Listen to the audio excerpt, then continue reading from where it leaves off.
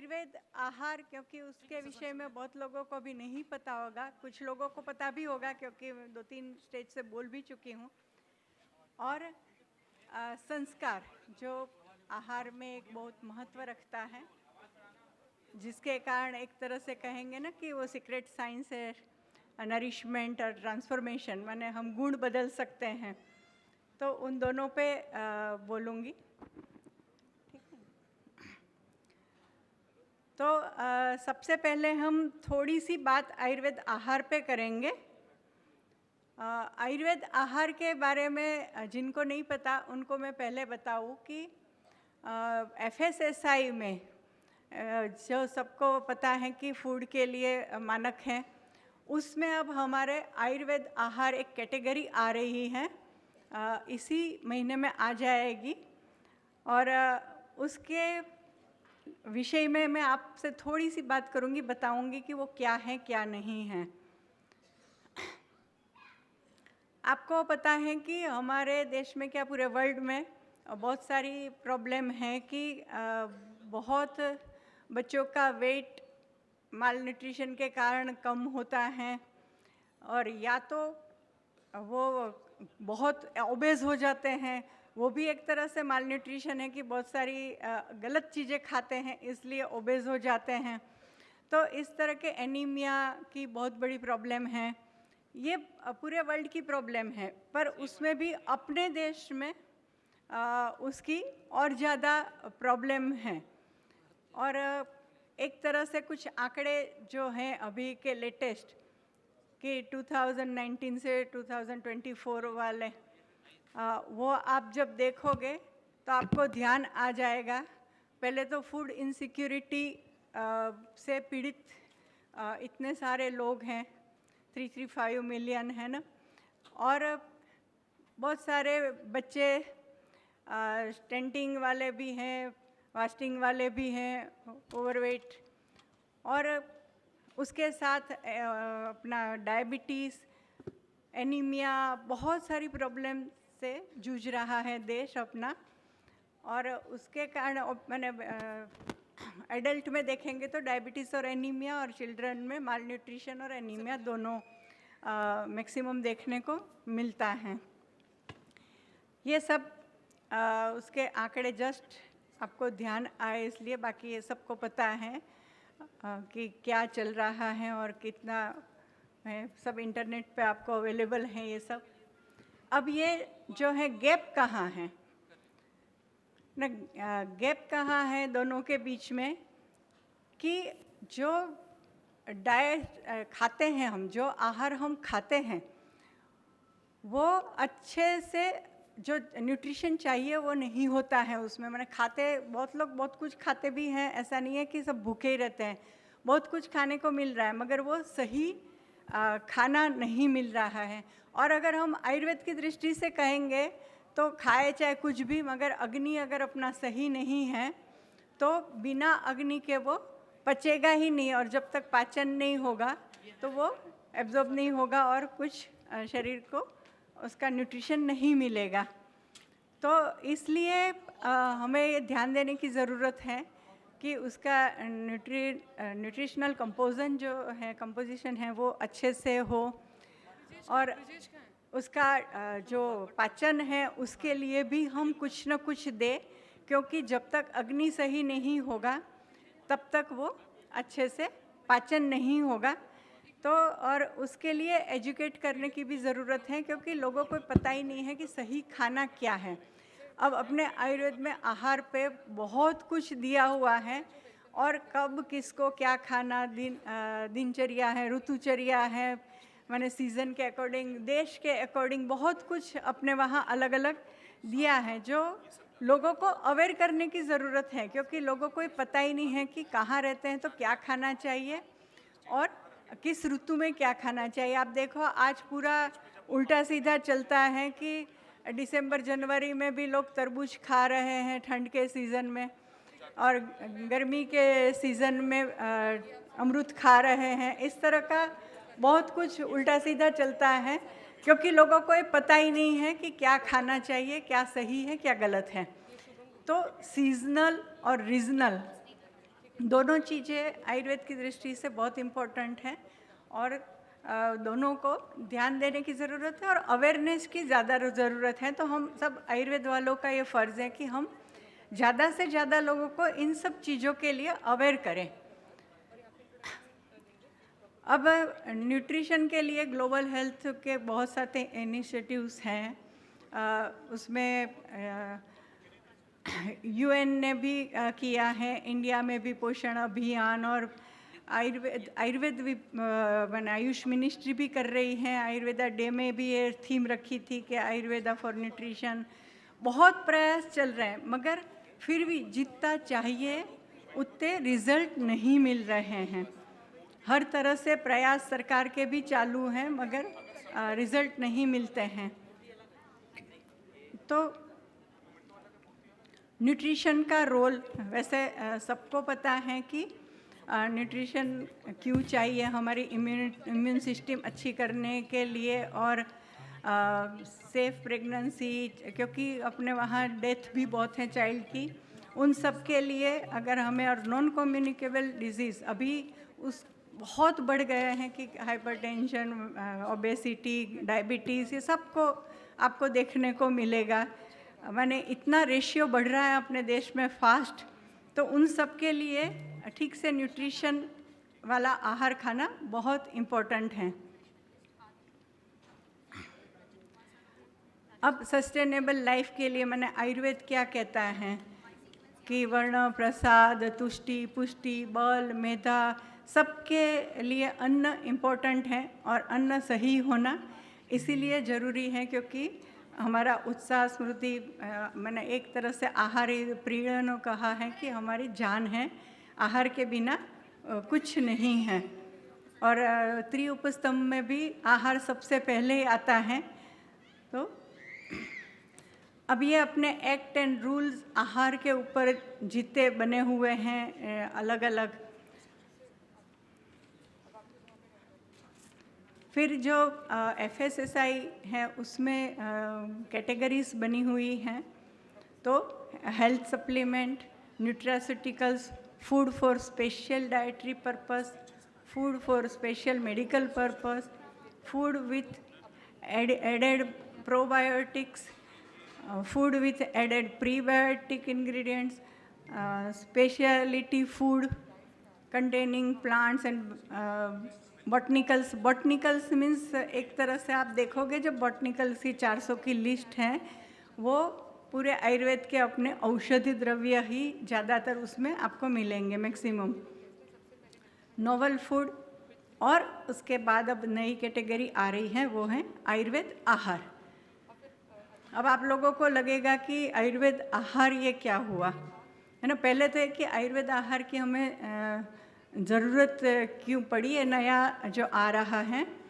तो health supplement के लिए अभी जो कह रही हूँ मैं कि बहुत सारी जो अपने वहाँ जो पथ्य वगैरह बताया है, एक तरह से ये सब हेल्थ सप्लीमेंट ही हैं और उसमें बहुत सारी रेसिपीज़ बताई हुई हैं।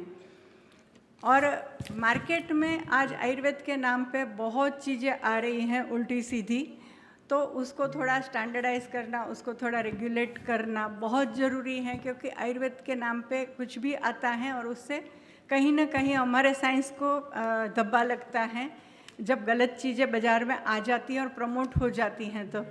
तो इन सब को कंट्रोल करने के लिए और उसको रेगुलराइज करने के लिए एक आयुर्वेद आहार अलग कैटेगरी मिनिस्ट्री द्वारा प्रपोज की है और FSSI के साथ मिल के कर रहे हैं। तो आयुर्वेद आहार किसको कहेंगे कि जो क्लासिकल रेसिपीज़ हैं या आयुर्वेद के हिसाब से जो रेसिपीज़ हैं, उसके इंग्रेडिएंट हैं और उसकी प्रोसेस भी हमारे वहाँ इतनी ही इम्पोर्टेंट है। जो संस्कार में अभी आगे बात करने वाली हूँ कि प्रोसेस भी उतनी ही इम्पोर्टेंट है और हर प्रोसेस के पीछे भी साइंस है। तो ये सब जिसमें हो उसी को हम आयुर्वेद आहार कहेंगे।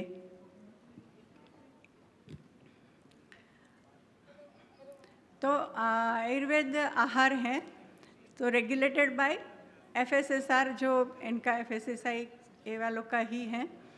और ये जो 1940 DNC एक्ट है, drug and cosmetic act rules, उसी के आधार पे ये सब बना है। और आयुर्वेद आहार का जो क्लासिकल प्रिपरेशंस हैं, उसके साथ उसमें हमने इनोवेटिव फूड के लिए भी स्कोप रखा है, क्योंकि सब कुछ क्लासिकल प्रिपरेशन आज के हिसाब से, वर्तमान के हिसाब से कई बार शक्य नहीं होती है, तो उसको इनोवेटिव बनाने का भी उसमें स्कोप है। मैन्युफैक्चरर अगर औषधि वाला है जो वो भी अपने परिसर में दूसरा एक आयुर्वेद आहार का अलग से बिल्डिंग बना के या अलग से रूम बना के आयुर्वेद आहार भी उसी में कर सकते हैं। एक ही परिसर में, एक ही प्रीमाइसिस में दोनों चीज़ें हो सकती हैं। अभी उसको स्टार्टिंग में, क्योंकि बहुत सारा उस पर क्वेश्चंस, अपोजिशन और बहुत सारे प्रॉब्लम्स फेस करने पड़ रहे थे, इसलिए ऐसा रखा है कि 2 साल के बच्चों तक के लिए अभी हम आयुर्वेद आहार नहीं ला रहे हैं, जबकि हमारे आयुर्वेद में इन्फेंट के लिए भी बहुत अच्छी चीज़ें हैं, पर वो आगे जाके आएगी ऐसी आशा करते हैं। अभी तो उसको नहीं ला रहे हैं। और विटामिन, मिनरल्स वगैरह कुछ ऐड नहीं करना है, पर जो नेचुरली उसमें है, क्योंकि हमारे बहुत सारे फूड में सब कुछ अवेलेबल हैं, तो उसको आप हाईलाइट कर सकते हो, बता सकते हो। बाकी पैकेजिंग है या फूड सेफ्टी के स्टैंडर्ड्स हैं, वो एज सच जैसे ही अभी FSSAI के हैं वही हमने एडोप्ट किए हैं। और इसके लाइसेंसिंग वगैरह की प्रोसीजर ऑलमोस्ट पूरी हो चुकी है, बस उसको लॉन्च होना बाकी है। और उसके लिए एक एक्सपर्ट कमेटी मंत्रालय ने बनाई है, आयुष मंत्रालय ने, उसकी मैं चेयरमैन हूँ, इसलिए मुझे ये कैसे हो रहा है और कितना बाकी है पता है। तो इसका जो ये लोगो है आयुर्वेद आहार का, वो ये रहेगा। माने आयुर्वेद आहार जो बनाएगा उसको ये लोगो लगाना है, और ये लोगो से पता चलेगा कि ये आयुर्वेद का आहार है ना। बाकी ये जो इनके मैंडेटरी हैं कि भाई ये ओनली फॉर डाइटरी यूज़ और बच्चों के लिए नहीं है वगैरह वगैरह, जो भी एक उनके रूल्स हैं उसी को एडोप्ट किया है और उसी को लगाएंगे इसमें। तो ये आयुर्वेद आहार में आप देख रहे हो कि आयुर्वेद का आ भी आ गया, आहार का भी आ गया।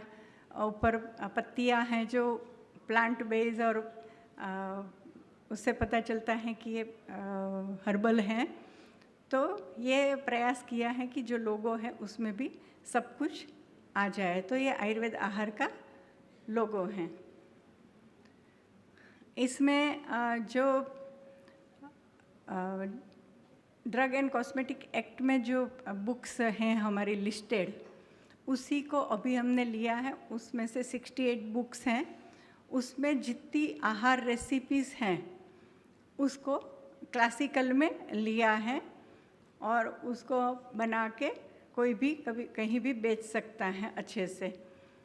अब उसके सिवा कैटेगरीज, मैंने पहली कैटेगरी है जो A, वो तो है कि क्लासिकल जितना भी रेसिपीज़ हैं उसको एज सच बना के अगर उसको मार्केट में लाते हैं तो वो हो गई A कैटेगरी। B कैटेगरी है, उसमें कुछ रेसिपी में चेंज किया या इंग्रेडिएंट्स कुछ बदले, क्योंकि अब बहुत सारे इंग्रेडिएंट्स जो लिखे हैं शास्त्रों में आज मिलते भी नहीं हैं, तो इसलिए भी हो सकता है कि ज़रूरत पड़ेगी कि इंग्रेडिएंट्स बदले, तो वो B कैटेगरी में आएगा। पर इसमें प्रिंसिपल्स आयुर्वेद के रहने चाहिए। रसगुण विरूपक आप नया कोई इंग्रेडिएंट डालते हो तो वो क्यों डाल रहे हो, क्यों कैसे डाल रहे हो, उसका आपको एक्सप्लेनेशन देना होगा, और वो उस डाइट के हिसाब से एप्रोप्रिएट होना चाहिए। तीसरा है B1 कैटेगरी, जो फॉर्मेट मॉडिफाई करेंगे। माने आप उसको कुछ भी क्या कहते हैं, कल्पना बदलते हो तो उसको आएगा B1 कैटेगरी में आएगा वो, क्योंकि आज उसकी भी ज़रूरत पड़ सकती है कि जैसे आपका यूश है तो यूश को आपको ready to eat powder form में करना पड़ेगा, जिस तरह से ज़माने की मांग है। तो इस तरह से आपको बहुत सारी मॉडिफिकेशन की ज़रूरत पड़ सकती है। तो आप अगर फॉर्मेट उसका बदलते हो तो वो B1 कैटेगरी में आएगा। और B2 कैटेगरी में आप नए क्लेम, कोई नए डिसीज़ क्लेम वगैरह करोगे कि भाई आयुर्वेद ने तो उसको दिया है कि ये मेदो रोग में काम में आएगा ये पथ्य, मगर आपको लगता है कि नहीं, मैं तो इसको कैंसर के लिए भी क्लेम कर सकती हूँ क्योंकि वो कहीं पेपर पब्लिश हुआ है, कहीं कुछ रिसर्च हुआ है, आपको पता है लेटेस्ट, और आप क्लेम करना चाहते हो। तो जब नया डिजीज़ कोई क्लेम करना है तो वो आएगा B2 में, कैटेगरी B2 में। और B3 है फोर्टिफाइड करोगे, कुछ एडिशनल बॉटनिकल्स उसमें डालोगे तो वो आएगा। जैसे मॉडर्न का आता है कि फोर्टिफाइड आटा वगैरह, वैसे आयुर्वेद में फोर्टिफाइड का कॉन्सेप्ट है नहीं, पर ठीक है, ये कॉन्सेप्ट मॉडर्न का है इसलिए इसमें रखा है। अब इसमें रेगुलेटरी रिक्वायरमेंट्स क्या क्या हैं? तो जैसे पहली कैटेगरी है A, उसमें क्लासिकल रेसिपी, तो कोई भी क्लासिकल रेसिपीज हैं उसको आप उठा के ले सकते हो जो शास्त्र में है, आहार में है ना, या पथ्य में है। तो वो एज सच वैसे ही बनाओ और वही सेम क्लेम करो, तो आपको उसको कुछ भी करने की ज़रूरत नहीं, सिर्फ इन्फॉर्म करना है, इंटीमेशन देना है।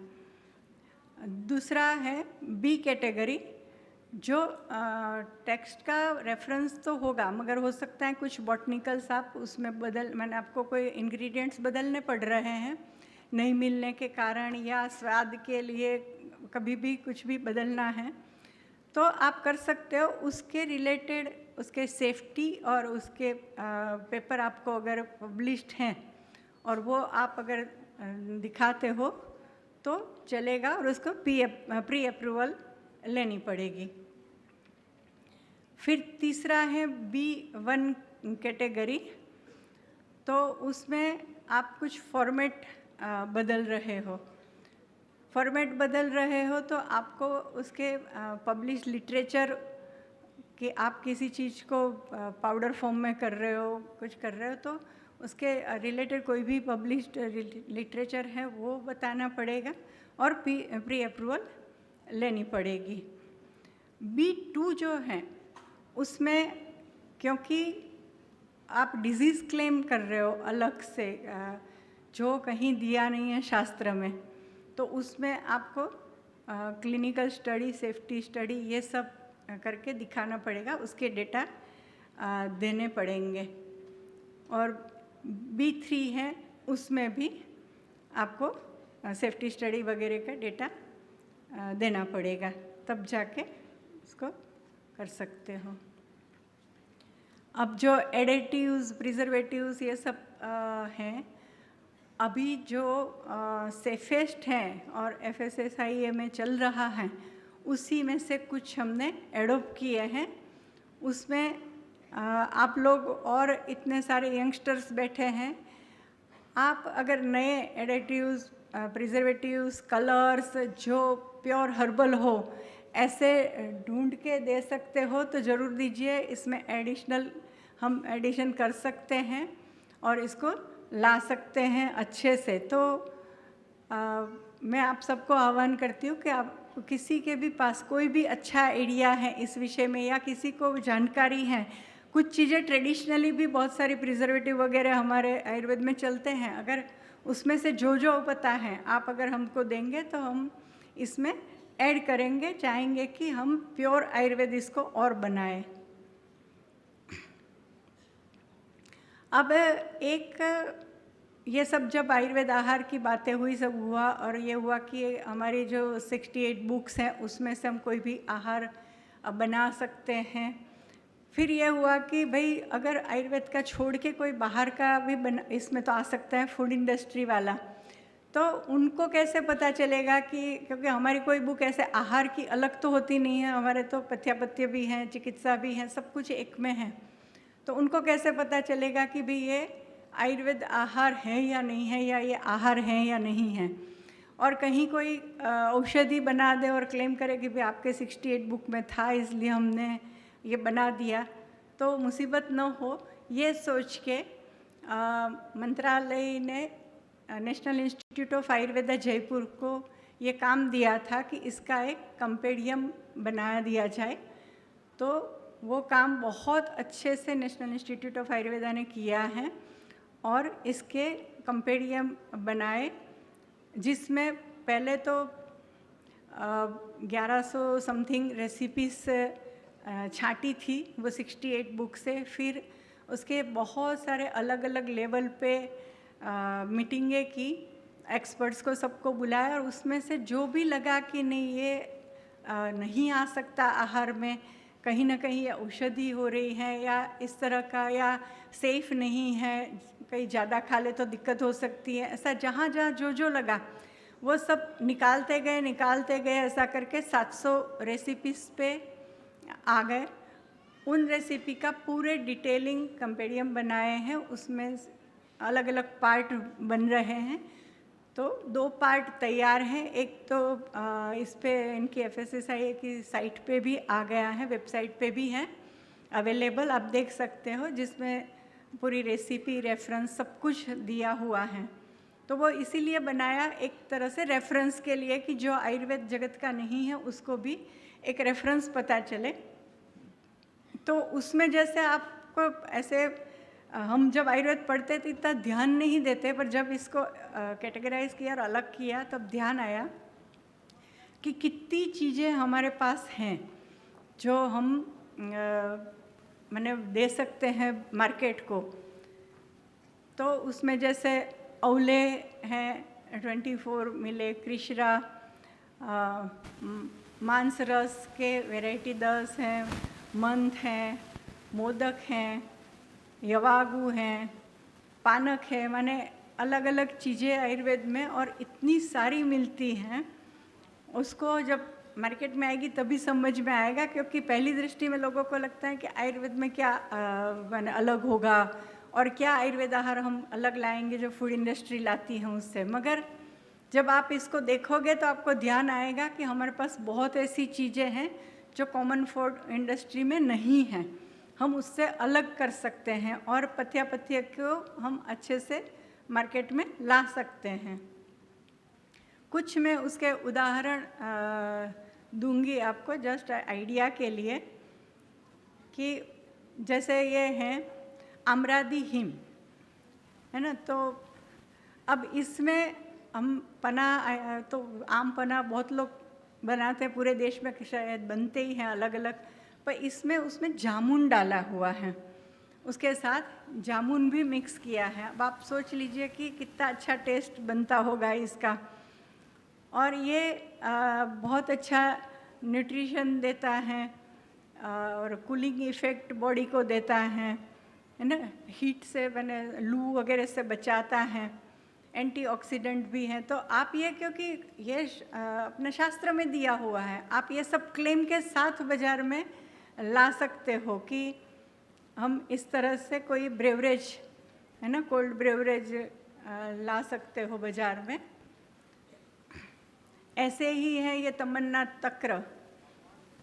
अब है तो छाछ, पर छाछ में आप कुछ चीज़ें जो आयुर्वेद में जैसे बताया है वो मिलाते हो, कुछ मसाले मिलाते हो, उससे उसके बेनिफिट आप क्लेम कर सकते हो कि ये कोलेस्ट्रॉल लेवल कम करता है, डाइजेशन के लिए बहुत अच्छा है ना, और एसिडिटी रिड्यूस करता है। माने इस तरह से आप अच्छे से क्लेम करके छाछ को भी बाज़ार में ला सकते हो। कहने को छाछ है, मगर ये इसमें जो हमारे स्पाइसेस पड़े हैं उसके कारण उसके गुण बहुत अच्छे बदल जाते हैं।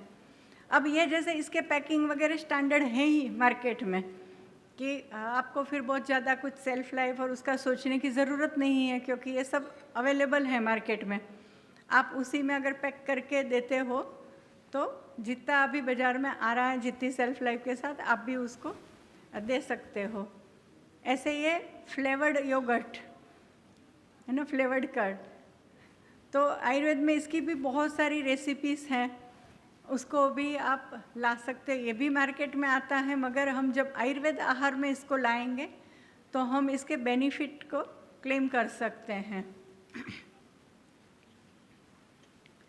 लाजामंड है ना, ये अपनी बहुत सिंपल रेसिपी है मगर बहुत टेस्टी भी है और इसके कितने सारे फ़ायदे हैं कि ये दीपन पाचन वगैरह तो है ही है, उसके साथ ये डायरिया में भी बहुत अच्छा है, त्रिशा शामक हैं, तो ये सब चीज़ें आप एनर्जी देता है ना, तो ये एनर्जी ड्रिंक करके आप कह सकते हो इसको, और उसको पैक करके बाज़ार में ला सकते हैं।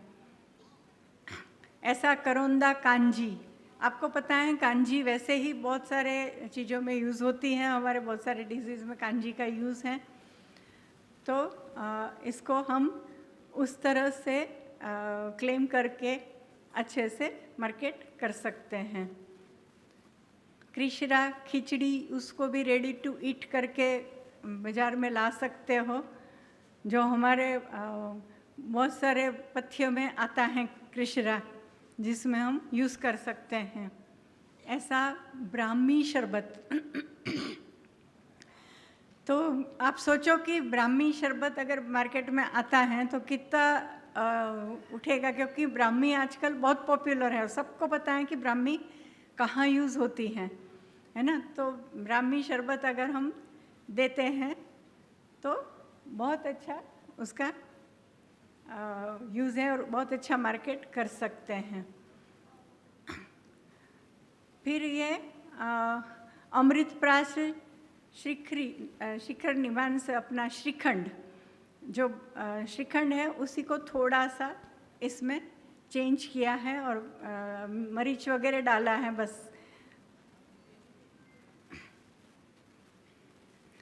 खरजूरादी मंथ है ना, खरजूरादी मंथ बहुत टेस्टी, बहुत अच्छा है और एनर्जी ड्रिंक के रूप में इसको भी आप प्रमोट कर सकते हो, क्योंकि बहुत अच्छा एनर्जी देता है, ये सब जानते भी हैं इसको।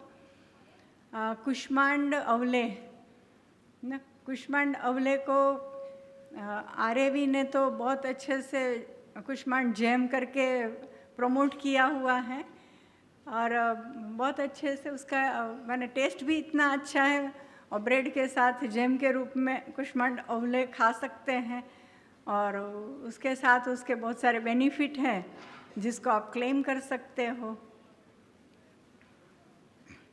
यवादि युष, सबको पता है यव कितना इम्पोर्टेंट है और कितना अच्छा है, और उसका युष जिसको आज के ज़माने में हम सूप बोलेंगे, तो ये बरले सूप आप उसको भी बना सकते हो और रेडी टू ईट जैसा बना के पैक कर सकते हो, जो ओबेसिटी में कोलेस्ट्रॉल लेवल के लिए मैंने बहुत सारी जगह पे यव का यूज़ है, वो काम करेगा, हार्ट डिजीज़ का रिस्क घटाता है।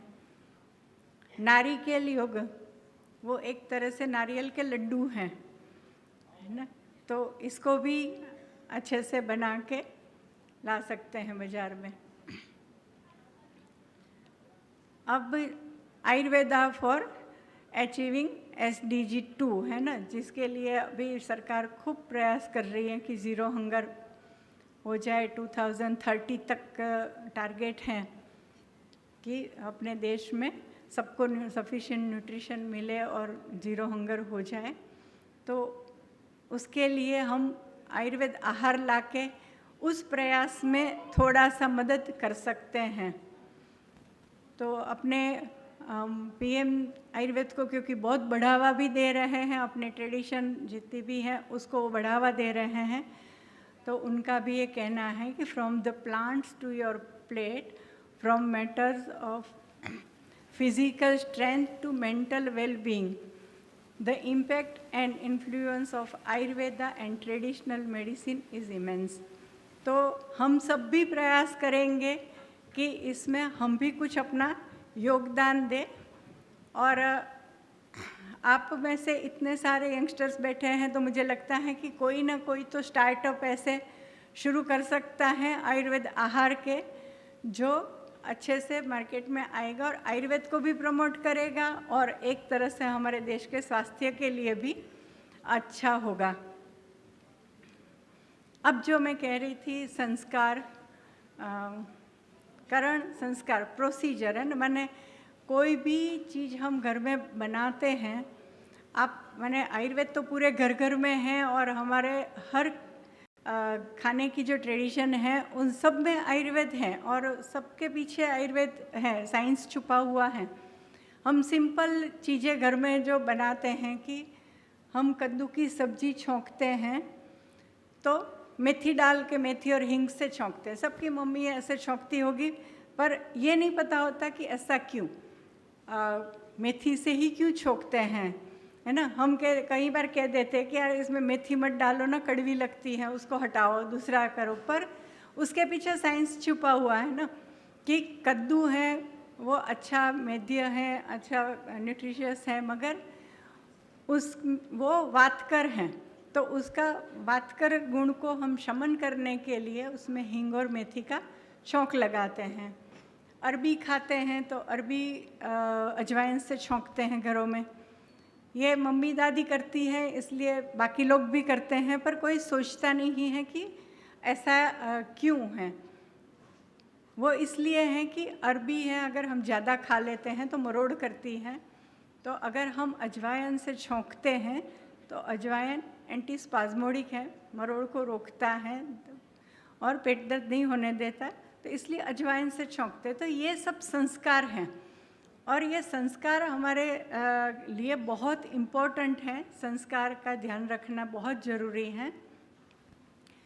संस्कार उसके कारण ही एक तरह से गुण परिवर्तन होते हैं और बहुत सारी चीज़ें जो हम ऐसे ही खाएंगे तो थोड़ी तकलीफ़ कर सकती है, मगर संस्कार के साथ खाते हैं तो वो हमें तकलीफ़ नहीं करेगा और वो स्वाभाविक गुण को चेंज करने के लिए किए जाते हैं संस्कार। तो इसमें फिज़िकल चेंजेस भी होते हैं संस्कार से, केमिकल चेंजेस भी होते हैं। आयुर्वेद में कहा है संस्कारो ही गुणांतराधान्यम उच्यते, है ना। संस्कार से बहुत सारे गुण में परिवर्तन कर सकते हैं और कोई भी प्रोसीजर है हमारे आहार बनाने की, उसमें अलग अलग प्रोसीजर एडॉप्ट की है आयुर्वेद ने, अलग अलग चीज़ें उसके गुण और दोष बताए हैं। तो ये संस्कार हमारे लिए बहुत इम्पोर्टेंट हैं। बहुत अलग अलग तरह की कल्पनाएं, वो सब हमारे संस्कार में ही आ जाता है। अब संस्कार कौन कौन से हैं? पहला है तो या सन्निकर्ष, मीन्स पानी डाल के जो चीज़ें बनाएंगे तो वो सब संस्कार में आएगी। सिंपल हम कुछ भिगाते हैं, हम कुछ धो के डाल के, तो वो इसलिए करते हैं कि उसके आउटर कवर में जो टेनिन है जो अपनी पाचन शक्ति को ऑब्स्ट्रक्ट करता है, अगर हम रात भर पानी में रखते हैं तो वो पानी में डाइल्यूट हो जाते हैं टेनिन्स और वो निकाल के फिर हम पकाते हैं तो पचने में आसान होता है। तो इस तरह से सिर्फ पानी से ट्रीट करने पे भी कितनी चीज़ों के गुण बदल जाते हैं। अग्नि संस्कार, हीट, वो आप सबको पता है कि हम अग्नि पे माने चावल हैं, रोटी हैं, कुछ भी जो हम अग्नि पे पकाते हैं अपने आप उसका गुरुता कम होती है, लघुता आती है उसमें। जैसे दूध है, ऐसे कच्चा पिएंगे तो गुरु है, पर आप उसको अच्छे से गर्म करके पीते हैं एक बार पूरा उबाल के, तो वो पचने में आसान हो जाएगा, थोड़ा लघु हो जाएगा, ब्रूहण काम करेगा। ऐसे कई उदाहरण आयुर्वेद में दिए हुए हैं। शौच, क्लीनिंग या प्यूरिफिकेशन, तो इसमें बहुत सारी चीज़ें हैं जिसको हम क्या कहते हैं, क्लीन करते हैं, शुद्ध करते हैं। तो आप शतधौत घृत आपको सबको पता होगा कि जिसको 100 बार पानी से धोते हैं, है ना, तो उसके गुण कितने बदल जाते हैं। माने इतना शीत हो जाता है कि आप अग्निदाह कहीं हुआ है, जल गए हैं, कुछ भी उस पे काम कर सकते हैं। तो ये जो है सिर्फ धोने से, क्लीनिंग करने से भी बहुत सारे गुण बदलते हैं। ऐसे ही गुड़ का खांड की शर्करा, एक तरह से वो नो डाउट उसमें अब केमिकल्स यूज़ करते हैं, अलग है, वो गलत बात है, पर ये है एक तरह का क्लीनिंग ही, प्यूरिफिकेशन ही, जिसके कारण फिर स्विन्न,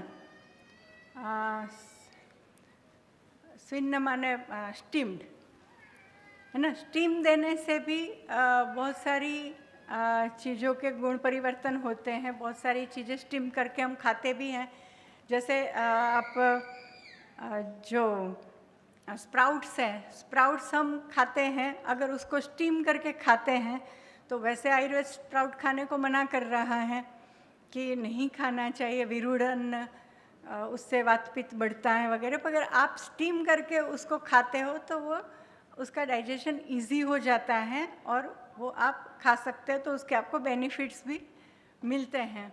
ऐसे मंथन अब सबसे अच्छा उदाहरण तो है कि दही और छाछ न। दही अपने वहाँ अभिषंदी और कफकर बताया है, पर जब हम उसको मंथन करके पानी मिला देंगे और उसका मक्खन निकाल देते हैं तो वो छाछ, और छाछ को अपने वहाँ लेखन बताया है और वो पचने के लिए बहुत अच्छी है, पाचन क्रिया सुधारती हैं। तो आप मॉडर्न वाले से बात करेंगे तो वो यही कहेंगे कि दही और छाछ में क्या फ़र्क है, दोनों में प्रोटीन है, कैल्शियम है ना, और एक है थोड़ा कॉन्सेंट्रेटेड है, एक आपने डाइल्यूट कर दिया, उनके लिए कोई फ़र्क उसमें है नहीं। मगर हम आयुर्वेद की दृष्टि से देखेंगे तो उसके गुण पूरे बदल जाते हैं। तो ये जो संस्कार हैं वो गुण परिवर्तन करता है, उसका बहुत अच्छा उदाहरण जो हमारे रोज़ के खाने में है। देश माने हम कहाँ प्रिजर्व करते हैं। अब आज आप सब में देखते हो कि लिखा होता है ड्राई एंड कूल प्लेस पे रखो, ऐसा रखो, फ्रीज में रखो, ऐसे सब इंस्ट्रक्शंस होते हैं ना फूड पे। तो ये आयुर्वेद भी कहता है कि देश माने आप कहाँ उसका संग्रह करते हो, उस पर बहुत डिपेंड करता है। तो ये आंवले का है उदाहरण शास्त्रोक्त, तो उसके साथ आप जैसे आरगवत फली, उसको रेत में 7 दिन तक बंद रखते हैं, अंदर डाल के ऊपर रेत डाल देते हैं। वो इसलिए कि उसकी मधुरता कम करके उसका जो स्त्रंशन गुण है वो उसमें बढ़ाता है। तो क्योंकि उसमें जो रेत में गर्मी होती है उसके कारण वो स्त्रंशन गुण बढ़ता है, उसकी तीक्ष्णता थोड़ी बढ़ जाती है। तो इस तरह के आपको कहीं उदाहरण मिलते हैं जिसमें आप कहाँ रखते हो, कैसे रखते हो, उस पे भी संस्कार हो जाता है, उस पे भी गुण बदलते हैं। काल, समय है ना, जैसे कच्ची कैरी और वो समय जाके पक जाती है, तो दोनों के गुण में बहुत फ़र्क है। ये आयुर्वेद वाले सब जानते हैं कि कच्ची कैरी के क्या गुण, पक्की कैरी के क्या गुण है ना। तो कच्ची कैरी पित्त बढ़ाएगी, मगर पकी होगी, पक्व आम है वो पित्त शमन करेगा। तो इस तरह से समय भी, काल भी गुण परिवर्तन में मददगार हैं। ऐसे मंदक है, मंदक का फिर दधी बन जाता है। फिर नवशाली है और पुरान शाली है। सबको पता है कि नए चावल हैं तो वो गुरु हैं, कफकर हैं, और पुरान चावल हैं तो वो नहीं है।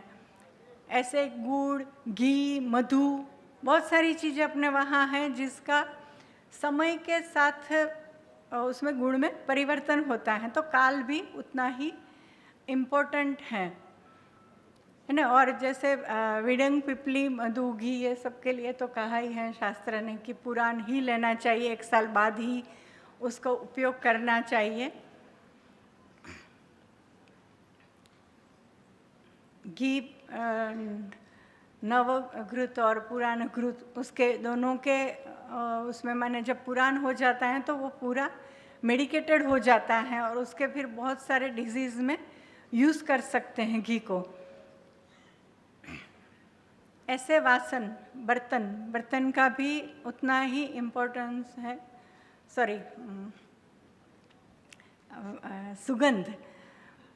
सुगंध का भी उतना ही इम्पोर्टेंस है कि किसी भी चीज़ में आप सुगंध डालते हो, इलायची वगैरह हम इसीलिए डालते हैं। उसके दोनों फ़ायदे हैं, एक तो सुगंध भी अच्छी आती है और उससे भी गुण परिवर्तन और या तो उसकी जो साइड इफ़ेक्ट्स है रोकता है। जैसे आप कोई मिठाई खाते हो और स्पेशली घी की मिठाई है तो उसमें इलायची, खसखस ये पड़ता है, तो ये घी के पाचन में मदद करता है, इसलिए उसमें हम सुगंधि के रूप में उसको डालते हैं और उसको यूज़ करते हैं। मैंने बहुत सारी चीज़ें आयुर्वेद में दी है और सुगंधि पुष्टिवर्धनम भी कहा है। एक एपेटाइट भी बढ़ता है, अच्छी खुशबू आती है तो उसका भी एक प्रभाव है खुशबू का। भावना हम आयुर्वेद वाले सब जानते हैं कि भावना देने से कितने गुण परिवर्तन होते हैं। हमारी रस औषधियों में तो इतनी सारी भावना दी जाती हैं जिससे पूरा उसके टॉक्सिक इफ़ेक्ट भी ख़त्म हो जाती हैं। और खाने में भी जब हम भावना मीन्स हम नींबू वगैरह का रस डाल के मिक्स करते हैं तो वो एक अच्छा दीपन पाचन रुचिकर हो जाता है। तो काल प्रकर्ष मीन्स कि आप कांजी वगैरह जो हैं कि जिसको आपने रख दिया ढक के बहुत दिनों तक और उसके बाद उसके पूरे स्वाद गुण सब में फ़र्क पड़ जाता है। कुछ न कुछ प्रोसीजर करके आसव, अरिष्ट ये सब काल प्रकर्ष के वो हैं, उदाहरण हैं कि आप उसमें कुछ न कुछ प्रोसीजर करके अगर छोड़ देते हैं थोड़े दिन तक और उसके बाद उसका पूरे गुण बदलते हैं और आप उसका यूज़ एज आ उसमें भी कर सकते हैं। भाजन कंटेनर है ना, कंटेनर के लिए भी आपको पता है कि बहुत लोग कहते हैं कि आप आयरन कंटेनर में खाओ, पर हर चीज़ आयरन कंटेनर में नहीं खाई जाती। फिर कुछ चीज़ें हमारे वहाँ कहा है कि चांदी में ही खाओ, कुछ चीज़ें कहा है कि मिट्टी के बर्तन में ही। तो उन सब के पीछे लॉजिक है, उस सब के पीछे साइंस है कि हमें कौन सी चीज़ किस में बनानी चाहिए और उससे कहीं ना कहीं गुण परिवर्तन होते हैं, इसलिए उसको उसमें बनाने को बोला गया है। तो इतनी सारे अलग अलग धातु और उसके बर्तन बाज़ार में आते हैं और इतने अपने परंपरा में भी हैं। जैसे सिंपल हम तांबे के बर्तन में या पित्तल के बर्तन में पानी रखते हैं, अगर आप अभी रिसर्च वगैरह देखोगे तो पता चलेगा कि उसमें कोई भी खराबी नहीं आती, मैंने बैक्टीरिया वायरस नहीं आते हैं अगर उसमें हम पानी रखते हैं तो ये एक उसका भाजन का प्रमाण है कि हम किस बर्तन में कौन सी चीज़ रखते हैं और किस बर्तन में कौन सी चीज़ बनाते हैं, उस पे भी गुण में बहुत परिवर्तन होता है और उसके भी फ़ायदे और गैरफायदे होते हैं। तो त्रिफला को जैसे आयरन बर्तन में रख के फिर लिया जाता है तो रसायन के रूप में ज़्यादा काम करता है। ऐसे बहुत सारे उदाहरण जो हमें मिलते रहते हैं कि अदरक और सुंठी है ना, अदरक को तीक्ष्ण उष्ण बताया है जबकि सुंठी है मधुर विपाक हो जाती हैं, क्योंकि अदरक को छील के या तो लाइम के चूने के पानी में रखते या दूध के साथ उबाल के फिर उसको सुखाया जाता है। तो ये जो उसका संस्कार हुआ उसके कारण उसमें गुण परिवर्तन हो गए और वो मधुर विपाकी हो गया। तो अदरक तो बहुत लोगों को नुकसान कर सकता है, पित्त प्रकृति वाले नहीं ले सकते, और वो है अदरक है वो डायरिया करेगा, छेदन भेदन करेगा, और सुंठी है वो ग्राही हो जाती हैं। तो ये इतना सारा गुण परिवर्तन हो जाता है। ऐसे रक्तशाली का है उदाहरण, ब्रीही का, मैंने बहुत सारे चावल में तो ऐसे बहुत उदाहरण अलग अलग मिलते हैं। तो संस्कार हमारे लिए बहुत इम्पोर्टेंट है, इसलिए जो प्रोसीजर हमारी ट्रेडिशन में या हमारे आयुर्वेद में बताई है, उस प्रोसीजर को चिपके रहो, उसको ज़्यादा न चेंज करो, तो आपको उसके पूरे गुण मिलेंगे, आपको उसके पूरे फायदे मिलेंगे।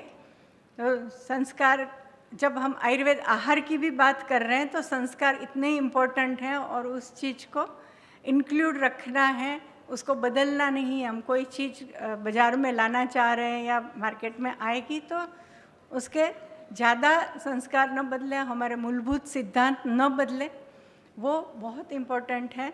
और उन सब के पीछे बहुत बड़ा साइंस है, जिसको हम ध्यान देंगे तो हम आयुर्वेद को भी बढ़ावा दे सकते हैं और देश के स्वास्थ्य को भी बहुत अच्छा कर सकते हैं।